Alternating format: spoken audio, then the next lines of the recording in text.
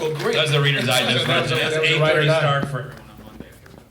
Yeah, I knew it. I called it. It blew up. I called it. Okay, in under 5 minutes. It's all right. I'm not scared to do this without a microphone. There you go. Yeah. Well, you know what? We are going to have people ask questions. Yeah. All right, I guess we start that early. Hello. We're back. Damn it, I wanted to yell. Yeah. I wanted to try that too, just the whole yelling part, just to see. Blow it out. Whoa. But talk a little bit also about the action in the movie. I mean, you guys are bouncing all over the place, and you can't say that, we weren't prepared for it. Talk a little bit about, did you do your own police training? I didn't do any police training per se. Michael was in this amazing movie, End of Watch. I don't know if you guys saw that, but he was spectacular in it. And he trained for like 5 months with the LAPD, so he was virtually an expert on that stuff. And I was an expert on motorcycles, so together... My brother's a cop. And his brother's a cop. So together we figured it out.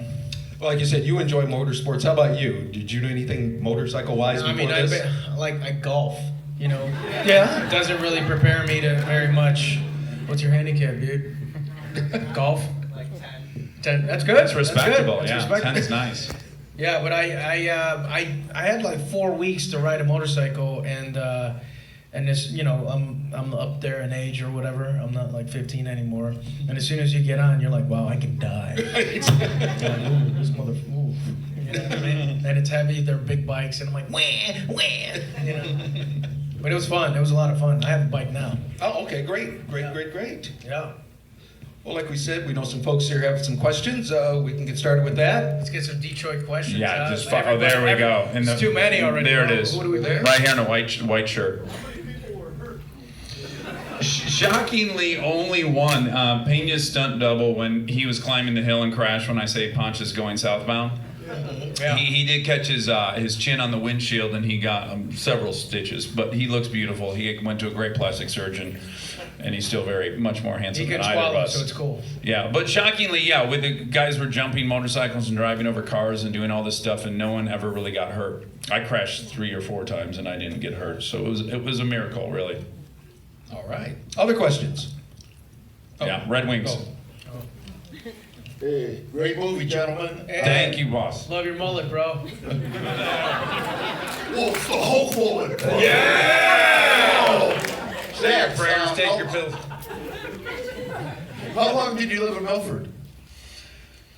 I moved there in midway through 6th grade, and then I moved away for 9th and 10th grade to go to Walled Lake Central, and then I moved back for 11th and 12th grade, still went to Walled Lake Central, but lived in Milford. I'm wondering if you ever bought ice cream from the Hulk ice cream man. That's a great question. I'm going to say yes because you're here and I like you and I like your Red Wings jersey, so I'm going to say many times, and it was the best ice cream I ever had. Buy ice cream from the Hulk ice cream. Nice plug. Well, brother, and I wrote a movie script called Mr. Ice Cream Man on Trial. It'd be an awesome movie. I'm going to make it next. Hey, That's my next movie. I got the script right here. Okay, great. And you give it to one of the publicists. I'm serious, honest to God. Great. All right. Just Any saw other history questions? being made. Any other questions? Do you like this guy here with it? I like him. Yeah. Yeah, he's got orangish shirt on with him. All right, your turn. So, did you pitch this script just so that you could kind of do all the stunts? And I guess how much of the stunts... He wants to know how I got so ripped. Thanks for asking that question. Thanks for appreciating it, and thanks for asking. He asked if I wrote this just so I could horse around with those motorcycles, and that is 100% of the reason why I did that, yeah. I made this movie Hit and Run prior to this, which was my Smoking the Bandit fantasy, and now this was my Chips fantasy. There'll be more fantasies coming, by the way. This is a ringer. Brooke, what is it, Brooke? How many takes did you guys have to do to get the bathroom scene? I'll let Michael handle this question. Hey, nice to meet you, Brooke. Careful, she's in the FBI. I love you, Brooke. There we go. No, that specific part, like we just didn't do it. You know what I mean? We went through the whole scene or whatever, and then only when there was a close up, we did it twice. And he's Two like, greatest moments of your life? he's like, I think you could be a little closer. I'm like, no, but here's the thing. He had a merkin on, which is I don't know if you guys know, but it's a wig for the. You know what I mean? Pubic wig. It's a pubic wig. Some of He you was are wearing them tonight. He I'm was sure. angled. Yeah, It's bigger in Detroit apparently. He was angled away, like the camera was here pointing this way. He was angled away, and you could still see the hair. So I'm like, It's what you would it's a good imagine cushion. Tom Selleck's Bush to look like. Or Burt Reynolds. Yeah, or Burt Reynolds in the 70s. Yeah. There you go, Tom Selleck, another Detroiter. Got one up there in the middle. Burgundy hat, beautiful girl with a jean jacket and a burgundy hat. Yeah. Oh, you can do it. Don't forget this microphone business. How much of the dialogue was improvised? Not much. Yeah. No. The We director rehearsed was a lot. real jerk about improv. Not gonna lie. He's like, it's not better than mine. I get it. All right. But more than I was a jerk, we had a pretty modest budget for this kind of movie, for an action movie, and the majority of our schedule was dedicated to the times where we would get to shut down highways and such in LA, and that was where we spent the majority of time. So often when Michael and I would do our scenes, like our character scenes, we would be shooting like 8 pages on those days and really flying, and so there wasn't a ton of time for us to horse around. Chip's 6, we're gonna really horse around. Another ringer. Machiniac, what is it? It looked like you worked out a little bit. I was wondering. You were shredded? You son of a bitch. I think you worked out with me at least once during the training. had that classic horseshoe shape. Yeah. Listen, no, I got that classic horseshoe tricep shape, and I'm so glad you asked. Just mostly a lot of downward rope pulls, you know, your standard stuff. I love you. Is that part of your family? Yeah. Do you guys have a favorite scene, or was just the whole thing awesome? You said you were a fan, you liked the motorsports, you liked the cops part of it. But was there a part of it that was like the best of both worlds for either of you? Or did you guys, you had your favorite, you had your favorite? Yeah, I mean, like, the whole thing, I mean, it's always cool to, like, kiss chicks that are out of your league and stuff. I mean, I'm like a solid 6. Maybe with the acting thing a little bit more, but, like, you know, to be honest, a lot of movies, like, when they go out on press tours, they're like this, oh, it was great, it was a great time. That's when you know that they're lying, that it was a horrible time. But this one was really a great time. You know, we rehearsed. Oh yeah, it was great. This time was great. No, but we rehearsed and it was awesome. And you know, even shooting, it was great. I'm like, you know, I almost couldn't believe that they hired us to star in this movie. Yeah. So we were It's a mix-up. We were very, very appreciative. And every single day at work, we either, one of 3 things happened every single day of the shoot. We either blew something up, someone did an amazing motorcycle stunt, or someone was naked. So it was a 12-year-old's dream come true. Telling jokes. Yeah, all 45 days. Hey, how'd you get Eric Estrada to do that cameo in there? It's pretty cool. We got some damning information on him, and we used it to our advantage. You know, he was totally open to doing it.